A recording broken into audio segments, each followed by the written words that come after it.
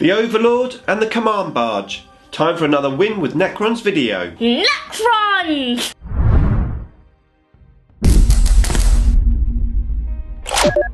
Nick speaking, and welcome to this video. Right, another Win with Necrons video for you, and in today's video we're going to cover the Overlord and the Command Barge. Before that though, if you would like to keep up to date with the wonders of Warhammer 40k, then please give me a sub and hit the bell button so you don't miss an upload. Okay, so today we're going to have a look at two more units, the Overlord and the Command Barge.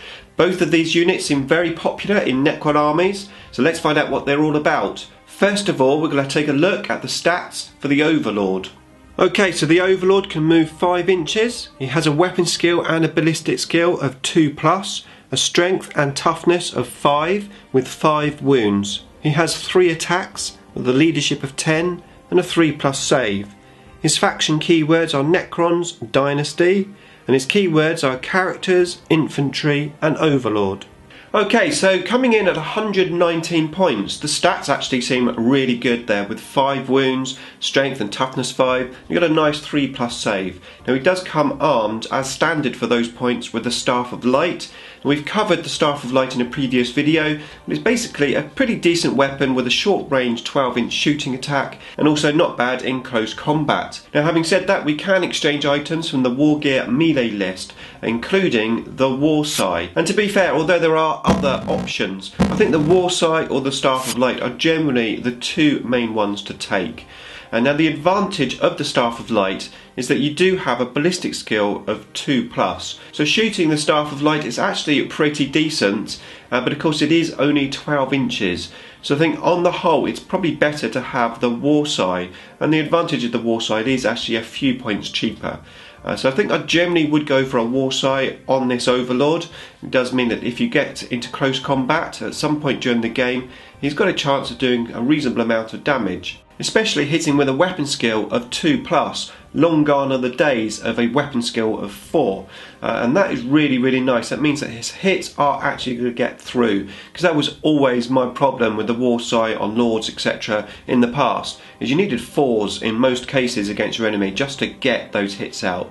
Well, now we only need 2s. So on the whole, I think the War Sai is your best option.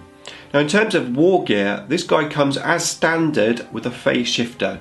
So you've got a 4+ invulnerable save as well as that 3+ save, coupled with the 5 wounds, and of course living metal makes this guy pretty survivable, which is really nice to see. Now other war gear options that we have are the Resurrection Orb. Now the Resurrection Orb is pretty useful, giving you that extra roll of RP on one friendly infantry dynasty unit within 3 inches. But it is once use only, and as I said, it's 35 points. Now having said that, your Overlord with a War Sai and a Resurrection Orb comes in at under 150 points. So in actual fact, quite cheap. So arguably you could actually take a Resurrection Orb on this guy without feeling like you're wasting the points, because I think 35 points for an orb is actually quite expensive for a once use only item. But of course, if you don't take the orb, it makes this guy really cheap and means that you've got more points to play with than the rest of your army. So I'll leave that up to you whether you want to put an orb on there or not. So maybe this is a good time for you guys to make a comment below. What do you think of the Resurrection Orb on the Overlord? Have you used it? Do you use it? Is it good? Is it bad? What's your experience? Please share so that everyone can read your thoughts and your experiences, and we can all learn together. Okay, so the last and biggest special rule for the Overlord: my will be done. I think as a Necron player we all know exactly what this special rule is about, but just in case you don't know, the Overlord can give any friendly infantry dynasty unit within 6 inches +1 to the advance roll, the charge roll or the hit roll. The one we're really interested in there is the hit roll. So yeah, you roll your dice and then you add 1 to the result, making any units that you target with this ability really good at shooting, especially if you combine that with a Triarch Stalker. That means you can re-roll those 1s. And of course, ideal for anything that has Tesla weapons, turning those 5s into 6s. So a really great ability, something definitely to treasure on one of your characters if you can. Now the Overlord is really nice when you combine him with a Cryptic, giving everyone that 5+ invulnerable save. We've talked about the Cryptic in this video here, check that out if you haven't done so already. And that brings us to the end of the stats of the Overlord. Now in terms of using him, I think it's pretty obvious here. This guy is great when amongst our blob of warriors and immortals, etc. So really nice, and he has the ability to look after himself if an ensuing assault does happen. I wouldn't necessarily take him out to try and get into assault, but he's there ready if it happens to defend himself. Okay, so that's the Overlord, but how about the Overlord when he's in a Catacomb Command Barge? Let's have a look and see the stats. Okay, so the Catacomb Command Barge can move 12 inches. It's got a weapon skill and a ballistic skill of 2+. It's strength 5 and toughness 6, and it has 8 wounds. It doesn't reduce its stats as it reduces its wounds. It's got 3 attacks with leadership 10 and a 3+ save. Its faction keywords are Necrons, Dynasty, and its keywords are Vehicle, Overlord, Fly, Catacomb Command Barge, and with the new FAQ, Character. Okay, so that is his stats, and it was really great to see that FAQ coming out, making this a character, because that really helps this unit and makes this unit incredibly viable now that it can't be targeted, unless of course there's snipers etc around. Now the other great thing as well about this one is it's a vehicle, which does mean it can give some armies potential issue when it comes to shooting him. Although it is worth noting that as a vehicle it of course will explode if it gets destroyed. So on the whole, a good upgrade for this guy. Now unlike other additions, the Overlord is actually fixed inside this vehicle. You can't sort of disembark as such, which he was able to do previously. However, it's still quite a nice little combo, and it makes the Overlord incredibly fast moving at 12 inches. Now the Catacomb Command Barge comes in at 156 points, and your Overlord has the Staff of Light, and the barge itself comes in with a gauze cannon. So pretty nice for the points. Now also you have the war gear options, very similar to the Overlord. The only thing you don't have is you don't have a phase shifter. However, you do have quantum shielding on the actual barge itself. Now we've covered quantum shielding in this video here if you want to check that out. Now the biggest change in the war gear options is My Will Be Done isn't there, but in its place you have Wave of Command.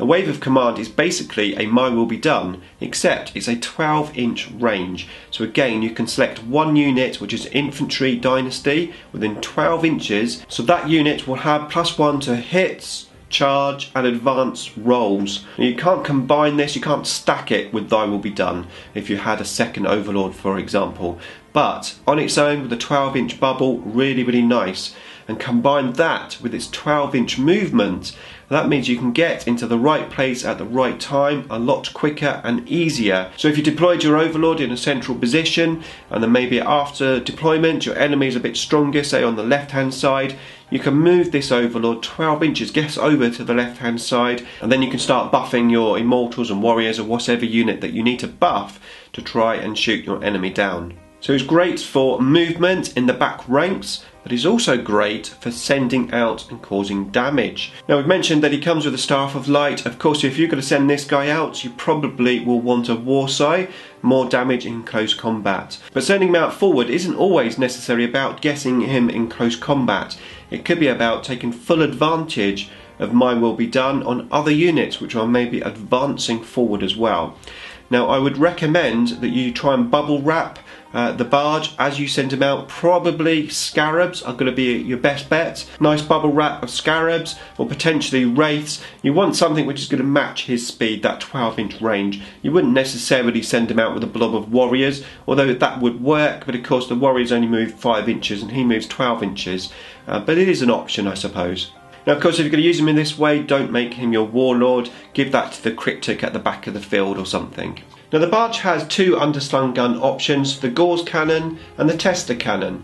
Now the Gauss cannon is a heavy weapon and only has 2 shots, so you're going to be hitting on 4s, but it does do more damage with that -3 AP and D3 wounds. Now the Tesla is an assault weapon and has 3 shots, and of course any 6s gives you 2 extra hits, and of course no AP and only 1 point of damage. Now personally I generally take the Tesla gun for underneath just because it's easier to get the bullets out and you've got a chance of getting those 6s, but I'd love to hear what you think, so don't forget to put the comment below what underslung gun option you generally go for. Now the other thing to note here that he has the fly special rule, and that means you do have the option to assault flyers if you want to.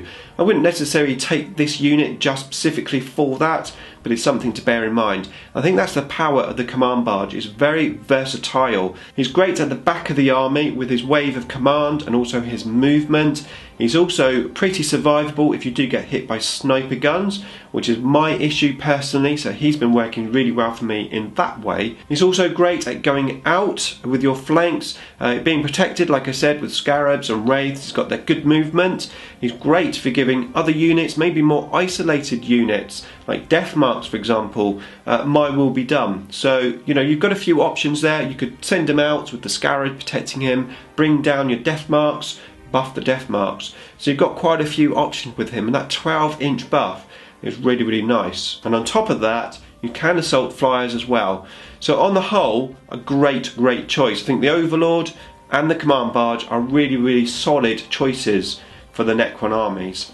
And we've still got some more HQs to cover in the next videos, so keep an eye out for those. Beam me up!